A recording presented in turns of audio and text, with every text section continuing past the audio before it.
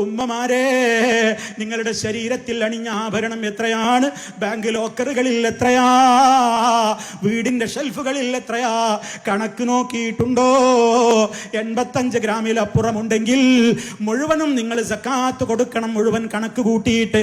അഥവാ 10.5 പവനുണ്ടെങ്കിൽ 11 പവനാണെങ്കിൽ അരപ്പവന് കൊടുത്താൽ മതിയോ എന്ന് ചില പെണ്ണുങ്ങൾ ചോദിക്കാറുണ്ട്. അല്ല, 11 ഉണ്ടോ 11നും കൊടുക്കണം. 100 പവനുണ്ടെങ്കിൽ 2.5 പവൻ നമ്മുടെ ല്ല, അത് കൊല്ലവും കൊടുക്കണം. ഒരു കൊല്ലം കൊടുത്തില്ലേ ഉസ്താദേ, അങ്ങനെ അത് ക്ലീൻ ആയില്ലേ, ഇനിയിപ്പോ അതന്നെയല്ലേ പൊന്ന്, പിന്നെ അടുത്ത കൊല്ലം എന്തിനാ കൊടുക്കുന്നത്? അങ്ങനെയൊന്നും മസാല ഉണ്ടാക്കരുത്.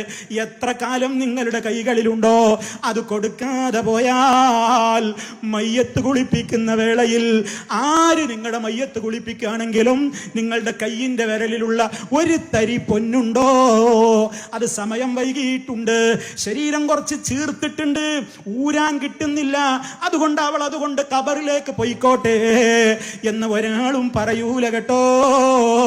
കത്രിക എടുത്തിട്ട് ഈർന്ന് മുറിച്ചിട്ടെങ്കിലും അത് കട്ട് ചെയ്തിട്ടല്ലാതെ കഫം പുടവയിൽ പൊതിയൂല. പിന്നെ എവിടേക്കായി ഉണ്ടാക്കുന്നത്? ഇത് കൊണ്ടുപോകില്ലല്ലോ. അപ്പൊ കണക്ക് കൂട്ടും ഉമ്മ പെങ്ങളെ, അവരെ നിയന്ത്രിക്കുന്ന ഭർത്താക്കളെ, ഉപ്പമാരെ, നിങ്ങളുടെ വീട്ടിലെ പൊന്നിന്റെ കണക്കെടുക്ക്, അതിന്റെ സക്കാത്ത് കൊടുക്ക്. അത് സക്കാത്തിന്റെ വിതരണവും മറ്റു കാര്യങ്ങളുമൊക്കെ സമൂഹത്തിന്റെ മുമ്പിലൊക്കെ സക്കാത്ത് സെല്ലുകളും അല്ലാത്ത സംവിധാനങ്ങളും ഒക്കെ ഉണ്ട്. പക്ഷേ കൊടുത്തേ പറ്റൂ. ആ രൂപത്തിലെ നമ്മൾ മുന്നോട്ട് പോയിട്ടില്ലെങ്കിൽ ഹറാമ് കലർന്നിട്ടുള്ള ആരാന്റെ മുതൽ നമ്മുടെ മുതലിൽ കൂടി കലർന്നാൽ അത് പാവങ്ങളുടെ ഹക്കാണ്, അത് മിസ്കീൻ രുടെ അവകാശമാണ്. അവരുടെ അവകാശം നമ്മുടെ ഭക്ഷണത്തിൽ കൂടി കലർന്നിട്ട് അത് കൊടുത്തു വീട്ടാതെ പല ന്യായങ്ങൾ പറഞ്ഞിട്ട് ഞാനെന്ത് ചെയ്യാനാണ് ഭർത്താവ് പറയുന്നത്? അത് അവളതാ. അവൾ പറയണ് ഞാനെന്ത് ചെയ്യാനാ, അത് ഇക്കാൻ്റെതാണ്.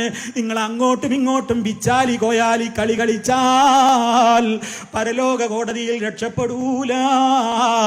ആരാണോ മുതലിന്റെ ഉടമ, ആരാണോ പൊന്നിന്റെ മാലിക്ക്, ആർക്കാണതിന്റെ ഓണർഷിപ്പ് ഉള്ളത്, അയാൾ സക്കാത്ത് കൊടുത്തേ പറ്റൂ.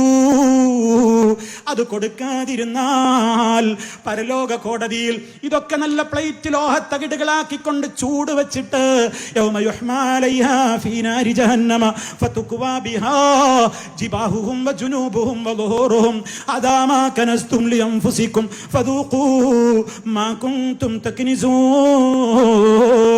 നമ്മുടെ മുഖത്തും ശരീരത്തിന്റെ ഭാഗങ്ങളിലും മുതുകിലുമൊക്കെ അതുകൊണ്ട് പൊള്ളിക്കുന്നു. അയൺ ബോക്സിൽ ഇസ്തിരി ഇടുമ്പോ അറിയാതെ എങ്ങാനും ഒരു ചെറുവിരലെങ്ങാനും അയൺ ബോക്സിൽ അങ്ങ് തട്ടിയാൽ എത്ര നീറ്റലാ ഉമ്മാ പെങ്ങളെ നമ്മൾ അനുഭവിക്കുന്നത്. ഒരു സെക്കൻഡ് നേരത്തേക്കെങ്കിലും നരകത്തി സഹിക്കാനാകുമോ? പിന്നെ ആർക്ക് വേണ്ടിയാണ് ഈ കൂട്ടിവെക്കുന്നത്? നിങ്ങളെ അങ്ങ് കൊണ്ടുപോകും ഖബറിലേക്ക്.